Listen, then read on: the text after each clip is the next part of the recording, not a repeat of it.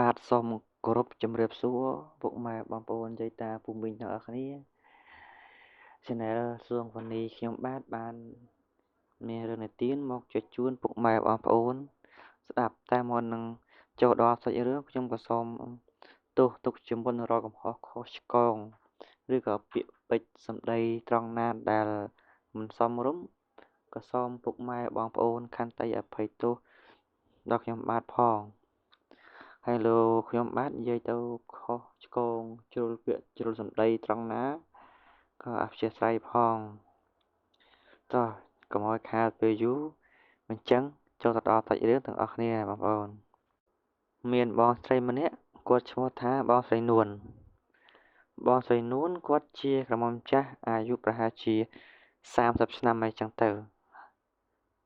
ហើយដល់ពេលហើយចឹងទៅមាន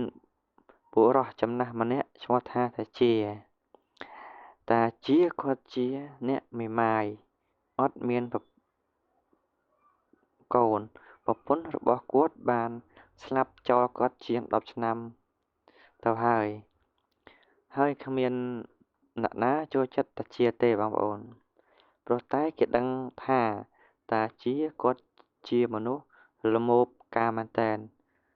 គឺរឿងនៅលើក្រែខ្លាំងណាស់ហើយតាជាបានតាក់ទងស្នេហាជាមួយនឹងបងស្រីនួនដែលជាក្រុមចាស់ហ្នឹងហើយបងស្រីនួនត្បិតតែក្រុមចាស់ពិតមែនតែសម្រស់របស់គាត់គឺនៅស្អាតបងប្អូននៅស្អាតមែនតើពីដំបូងឡើយបងស្រីនួនគាត់ប្រកែកថាមិនយកតាជាទេព្រោះបងស្រីនួនមើលទៅតាជាគាត់ចាស់ពេកបងស្រីនួនគាត់ខំប្រឹងប្រកែកដែរតែប្រកែកមិនឈ្នះព្រោះអីចាស់គាត់បានផ្សំគុំទុករួចហើយបងស្រីនួននិងតាជាបានផ្សំគុំរួចទៅហើយតាជានិងបងស្រីនួនក៏បានសែនព្រេនតាមទំនៀមទម្លាប់បែបចាស់ទុំពី3នាក់ដើម្បីឲ្យចាស់ទុំបានដឹងឮចឹងទៅដើម្បីឲ្យចាស់ទុំដឹងឮថាពួកគាត់ទាំងពីរនាក់ជាប្តីប្រពន្ធស្របច្បាប់ហើយបងស្រីនួនក៏បានរស់នៅជាមួយតាជាតាមបែបប្តីប្រពន្ធហើយចឹងទៅហើយតាជាបានឲ្យបងស្រីនួនហ្នឹងធ្វើបាយធ្វើម្ហូបហូបពីថ្ងៃវាភ្លឺហើយចឹងទៅដើម្បីចាប់បានចូលដេកគឺតាជាហ្នឹងគាត់ចង់បួលបងស្រីនួនឡើងលើក្រែហើយបងស្រីនួនក៏បានធ្វើបាយធ្វើម្ហូបនិងបបួលតាជាហូបបាយហូបទឹករួចរាល់អីចឹងទៅដល់ពេលប្រឡប់បន្តិចតាជាក៏បានបបួលបងស្រីនួនហ្នឹងចូលក្នុងបន្ទប់ដើម្បីឡើងលើក្រែរួមមេត្រីនៅពេលរួមមេត្រីរួចមកបានម្ដងហើយគឺបងស្រីនួនគាត់បាននិយាយថាតាជាពិតជាខ្លាំងណាស់ខ្លាំងដូចក្របីឡើងកចឹងហើយមួយសន្ទុះទៀតតាជាបានបបួលបងស្រីនួននឹងទៀតគឺបានបបួលបងស្រីនួនឡើងលើក្រែម្ដងទៀតហើយបងស្រីនួនក៏មិនប្រកែកដែរក៏ព្រមឡើងលើក្រែជាមួយនឹងតាជាលើកទី2ហើយបងស្រីនួនគាត់ថាគាត់ហ្នឹងក៏ចូលចិត្តរឿងលើក្រែដែរហើយបងស្រីនួនគាត់បានប្រាប់ថាតាំងពីក្បាលល្ងាចដល់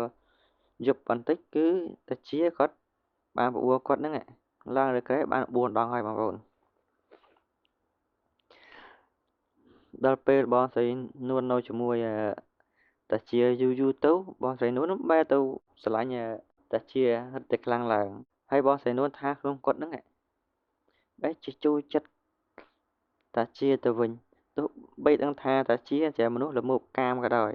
ហើយឧស្សាហ៍បបួលបងស្រីនួនហ្នឹងឡើងលើក្រែញឹកញាប់ប្រមាណដងក៏បងស្រីនួនព្រមតាមតាជាដែរហើយតាជាគាត់ជាមនុស្សល្មោបខ្លាំងណាស់បងប្អូនគឺគាត់មិនដែលខានទេក្នុងមួយយប់អន់ណាស់ក៏2 ទៅ 3 ដងដែរហើយបងស្រីនួនដល់ពេលចឹងទៅ គឺគាត់បានងប់ងល់នឹងតាជាខ្លាំងមែនទែនគឺបងស្រីនួនហ្នឹងគឺបានងប់ងល់នឹងប្តីចាស់ល្មូបកាមរបស់គាត់មែនទែនទោះបីដឹងថាតាជាហ្នឹងឧស្សាហ៍បបួលគាត់ឡើងគ្រែមកយប់3 4 ដងក៏ដោយក៏គាត់ដឹងមិនគាត់